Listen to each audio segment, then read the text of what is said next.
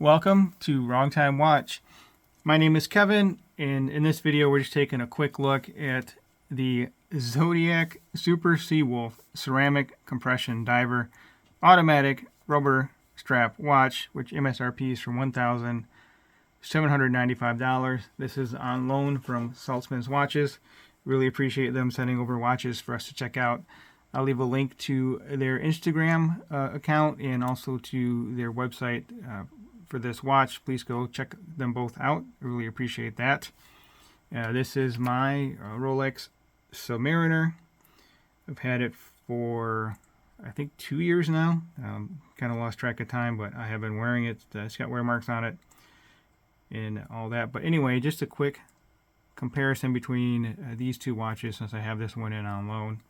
If you wanted to buy a watch that other people notice, buy this Zodiac because this thing is a stunner. I'm much more conservative, so I prefer watches more like the Submariner here. It's a great watch. It's just kind of plain looking, and I like that.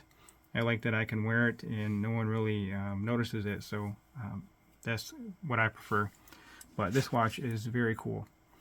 Ceramic cap on a 316L stainless steel case.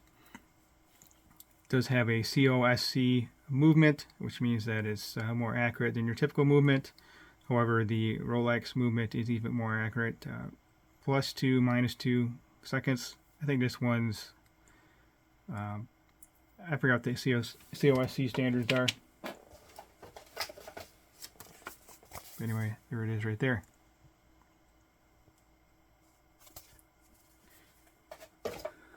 So MSRP for this one is $9,100. I paid less for it when I bought it. The price has gone up since I bought it. 70 hours power reserve on the Submariner. This one's 38 to 42 hours. I couldn't find the exact spec. 904L stainless steel, so it's a little more brighter of a stainless steel. It is more corrosion resistant, but it does take on scratches and scuffs easier than 316L stainless steel.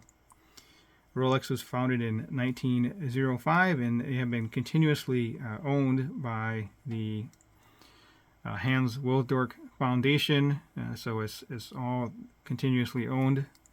Zodiac was founded in 1882, but they were purchased in I think 1990 by Tag Heuer, or the owner of Tag Heuer.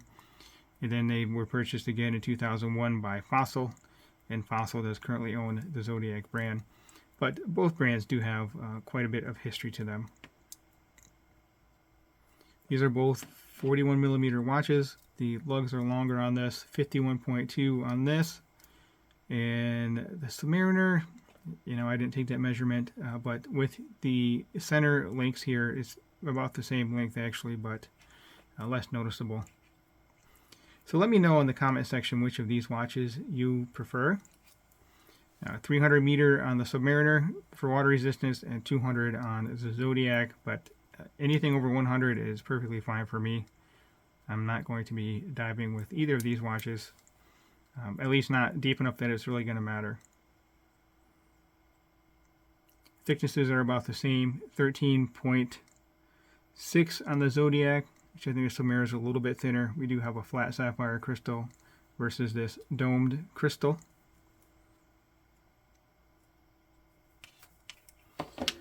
But I really like the Submariner. It wears so well on wrist, and actually this watch wears very well on wrist as well, even in taking into consideration the long lugs.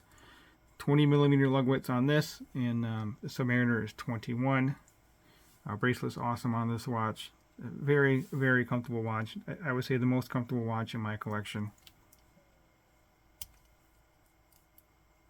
It does take on wear and tear like no other though. It's not like I wear this thing every day. Here it is on my wrist, and the funny thing is whenever I video this watch, then I end up wearing it for the next few days just because it, again, just feels so great on wrist. So I have a 6.5 inch wrist with a 52 millimeter wristband. Both of these watches are probably a little bit, they are on the large side for me, maybe even a little bit too large, but you know what? I still wear them because I wouldn't have much of a selection of watches if I wore stuff that was perhaps more appropriately sized for my wrist. Ceramic bezel insert, and then this of course has the ceramic bezel, ceramic case, high polished and hardened. This is much more scratch resistant than the Submariner. Kind of a neat design here where you have the stainless steel core and then you have the ceramic case. So the actual lug holes for the strap are in the stainless steel portion of the case. It'd be cool if they had a ceramic bracelet for this. I mean, can you imagine an all-white watch like that? That would be even more flashy. But these colors are very cool too. It's offered in the green, blue, and then a cream dial, which has the orange strap and then the orange rehaut there. And they both are no date, which I have a preference for, and I really don't. If I just had one watch or two watches, then yeah, I would prefer the date. But since I have a rather large collection, I really don't care to keep messing with setting the date. So no date watches are the way to go for me. I also like dial symmetry. You don't have to worry about the date placement. Yeah, this is a very cool watch.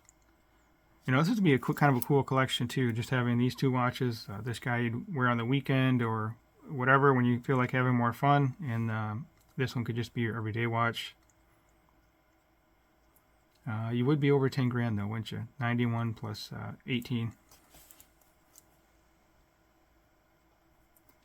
If you haven't subscribed yet, please hit that subscribe button. I really appreciate it, and it really does help me out.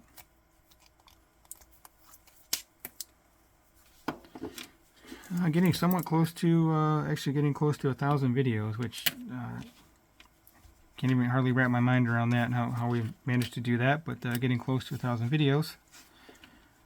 Anyway, let's pause the video and check out the lume. Alright, so we have the Zodiac on the left here and my Submariner on the right.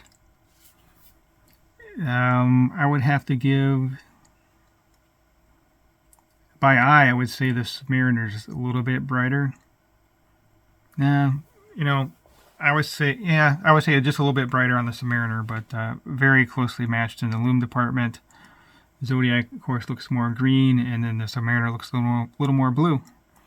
And do have a larger lume pip on the Submariner. Well, that will conclude this video. As always, thank you for the time, and thank you for watching.